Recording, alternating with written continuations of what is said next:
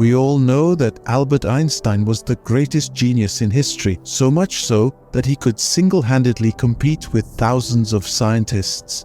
He thought of, understood, and made comprehensible to the world things that people like us can't even fathom, let alone understand. Albert Einstein had such an understanding, and he made it easy for everyone. Albert Einstein was a physicist who amazed and confounded the world by formulating the theory of relativity, E = mc2, and the photoelectric effect. For this he was awarded the Nobel Prize. Seeing his extraordinary reasoning and understanding, people believed Einstein possessed a unique brain, much different from average humans. Einstein was aware of this, which is why he did not want anyone to research his body after his death. He wished for his body to be cremated after his demise, but what happened was exactly what Einstein feared. When Einstein passed away on April 18, 1955 at Princeton Hospital, the doctor who came to perform an autopsy to determine the cause of death clandestinely removed Einstein's brain. He was curious to see what was in the brain of the world's greatest genius. The doctor who stole Einstein's brain was Thomas Harvey, who was more interested in studying this special brain than the consequences with him. After a few days, when Princeton Hospital came to know about Dr. Harvey's action, he lost his job, but Dr. Harvey managed to get permission from Einstein's son Hans Albert that he wanted to expose the secrets hidden inside his father's special brain and bring it to the world. Now the condition was that Dr. Harvey had also lost his job at Princeton Hospital, and his pathologist's position was Einstein's brain, which had already been preserved by Dr.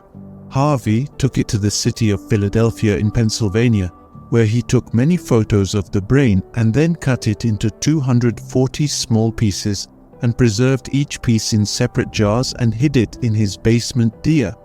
Dr. Harvey used to quarrel with his wife many times about this issue because his wife often threatened that she would pick up this brain and throw it somewhere. One day the quarrel grew so much that both me and wife had to separate with divorce, and Dr. Harvey took the brain to the city of Wichita in Kansas, where he started working as a medical supervisor in a biological testing lab. And here he tried to study a lot on Einstein's brain in his free time. After that, many times he left different jobs and roamed with this brain in different cities. Many years had passed, but doctors could not do any special research on Harvey Einstein's brain. On the contrary, his medical license was cancelled, and the situation came to such a point that he started a job in a plastic factory. Then he made a good decision for the first time that he would send different parts of his brain to the best neuropathologists around the world for detailed research. So he did so 30 years after the brain was stolen in 1955. That is, in 1985, for the first time a study was published on Einstein's brain. After this, for the next 28 years, neuropathologists from all over the world published many studies on this genius brain, in which it was reported that Einstein's brain was quite different from the brain of the common person. The largest difference was found in the corpus callosum, called part of the brain. Now it is important to know here that the human brain is divided into two different parts. Whatever work a person does, it is first processed in a part of the brain, and then the brain is that part of our body. The left brain controls the right part of our body, while the right brain controls the left part. While speaking, understanding, doing mathematical calculations, and writing, 90% of humans use their left brain. Meanwhile, the right brain handles creativity, recognizing shapes, art, and music. Now, you might wonder, what is the role of the corpus callosum in all these? Imagine you're typing on the keyboard or a mobile phone. Both our hands are involved in typing then. Some letters are typed by our right hand, while the rest are handled by the left. While typing, if your left hand makes a mistake and your right hand immediately corrects it, it implies that when our right brain commits an error, It signals the left brain to correct it. The two halves of our brain communicate via something known as the corpus callosum. Einstein's corpus callosum was notably larger than that of an average person, suggesting a stronger connection between his left and right brain. This enabled Einstein to visualize complex problems and situations simultaneously. Furthermore, Einstein's brain pattern was quite distinct from the average person. The size of his corpus callosum is assumed to have enabled a better flow of neurons in his brain, resulting in enhanced mathematical capabilities. Albert Einstein was able to solve complex mathematical problems with just the power of his mind without the need for pen and paper. Another reason for having more neurons was also reported in the research papers.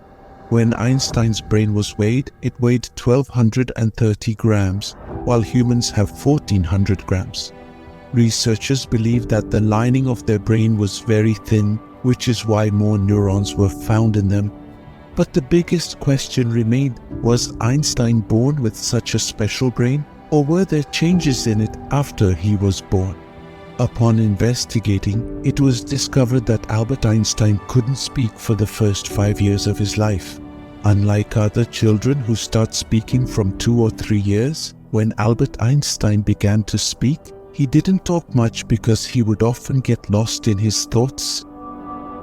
He struggled with memorizing things. Even simple arithmetic tables posed a challenge. However, he was skilled at processing math and numbers logically. Except for math and science, Einstein failed every other subject in school. When Albert Einstein turned 12, he stumbled upon a geometry book that was left behind by a family teacher.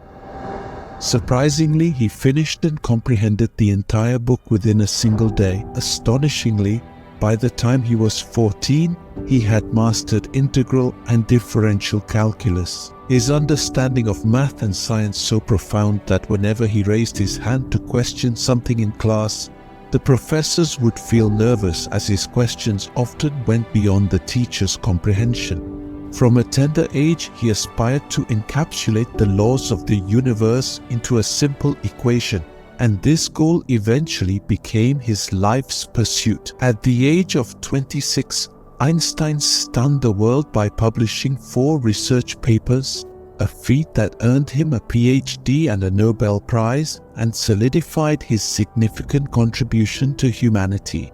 This should give you an idea of how integral Einstein's theses still are to science today. It's been deduced by many doctors and scientists that Einstein's brain became special after his birth. The main reason for this is that when he couldn't find answers to his questions, he would find them with the aid of his own imagination and thinking. By doing this from a young age, his brain developed in response. Even today, this extraordinary brain of Einstein's can be found at the Walk the Pea Museum in America, carefully preserved in microscopic films. I hope you will enjoy and share this video. Thank you very much for your affectionate comments. See you in the next amazing video.